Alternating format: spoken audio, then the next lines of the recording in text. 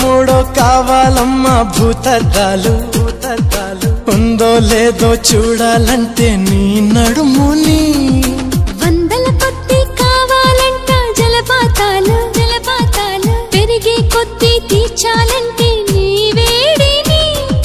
లెక్కకు మించి జరగాలమ్మా మొదటి రాత్రులు మక్కువ తీరక చెయ్యాలంటే మధుర యాత్రలు విన్నాను నీ హృదయవాణి వెన్నెల్లలో నిన్ను చేరని మన్మధుడే బ్రహ్మను పూని సృష్టించాడేమో గాని 60 కేజీల దుడుకుతనాన్ని అలుపన్నది ఎరుగని రవితేజాన్ని పలికింది ఆకాశవాణి ఈ కొమ్మని